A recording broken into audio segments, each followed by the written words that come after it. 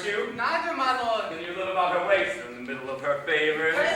The private suite. In the secret parts of fortune. Almost true she is a strumpet. What news? None, my lord, but the world's grown honest. It is doomsday near.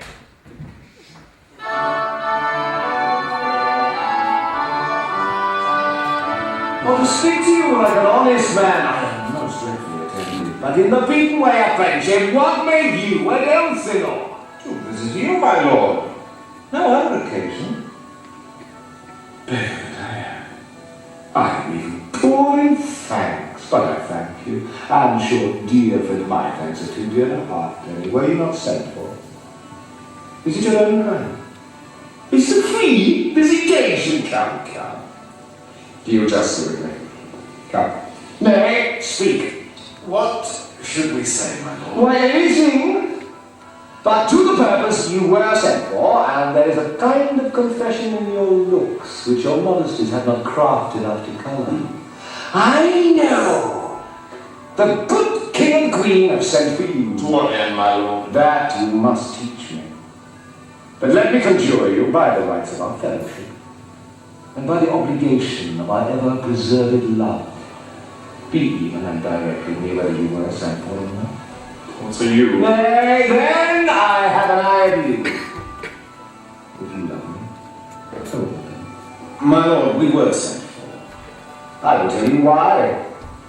So shall my anticipation prevent your discovery, and your secrecy, for king and queen, mote no feather. I have, of late, but wherefore, I know not, lost all my mirth, forgone all custom of exercises, and indeed it goes so heavily with my disposition that this good refrain, the earth, seems to me a sterile promontory.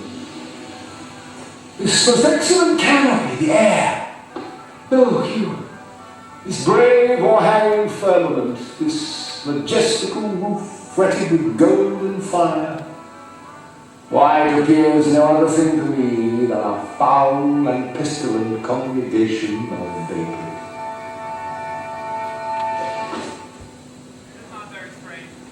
What a piece of work is a man! How noble is he!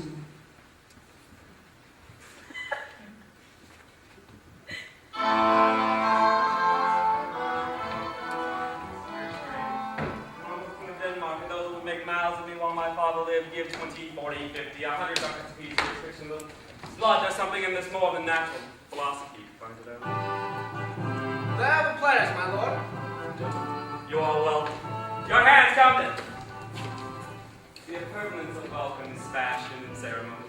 Let me comply with you in this garb, lest my excellence of players, which I tell you, must show fairly out, should more appear like entertainment than your.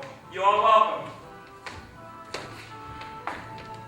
But my aunt, mother, and uncle father are deceived. In what, my dear lord?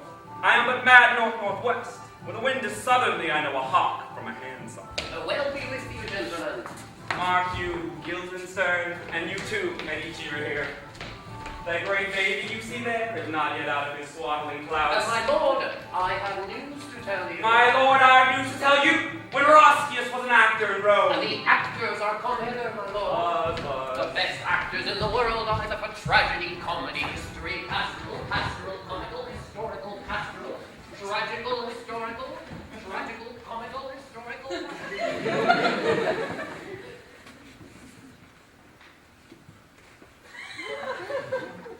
Yes? What? I thought you... No.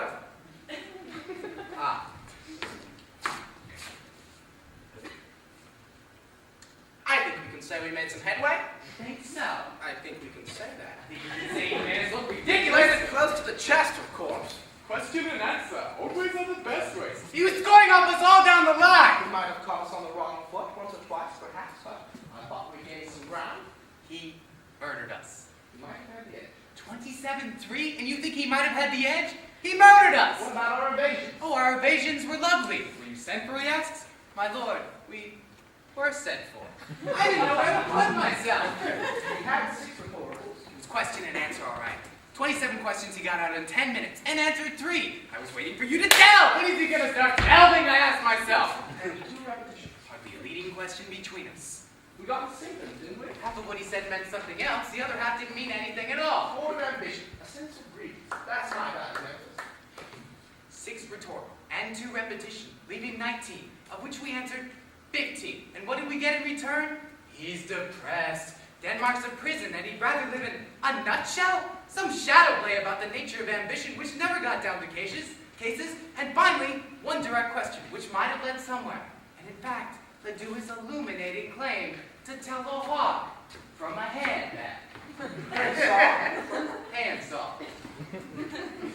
The wind is southerly, and the weather's clear. It's not it's at the mercy of the elements. Is that southerly? Doesn't look southerly. I didn't think so. I didn't say I think so. It could be northerly for all I know. I wouldn't have thought so. Well, if you're going to be dog. Wait a minute. We came from roughly south, according to a rough map. Which way did we come in? Rough. In the morning, the sun would be eastern. I think we can assume that. That it's morning. If it is, and the sun is down there, for instance, that would be northerly.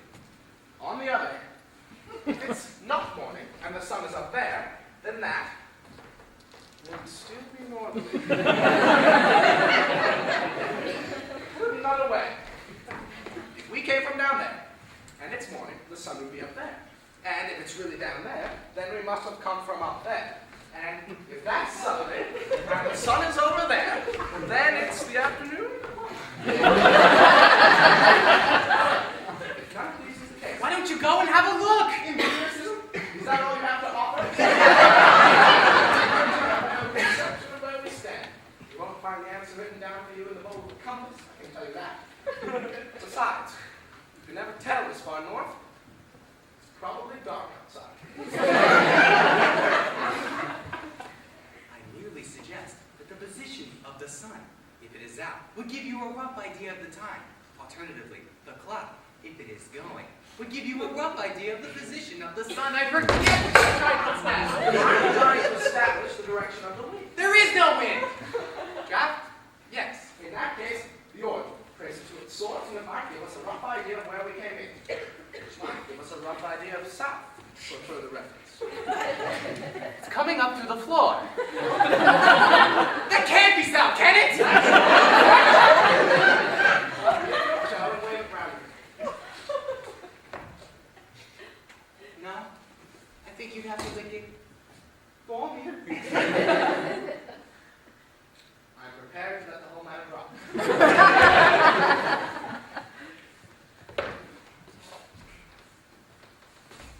Somebody might come in. That's what we're counting on after all. Ultimately. Perhaps they've all trampled each other to death in the rush. Give them a shout, something provocative. Intrigue them. Wheels have been set in motion. They have their own pace to which we are condemned. Each move is dictated by the previous. That is the meaning of order. If we start being arbitrary, it'll just be a shambles, or at least let us hope so. Because if we just happen to discover, or even suspect, that our spontaneity was part of their order, we'd know we were lost. A Chinaman of the Tang Dynasty, and by which definition a philosopher, once dreamed he was a butterfly. From that moment, he was never quite sure he wasn't a butterfly dreaming it was a Chinese philosopher. Envy him, he was too full secure.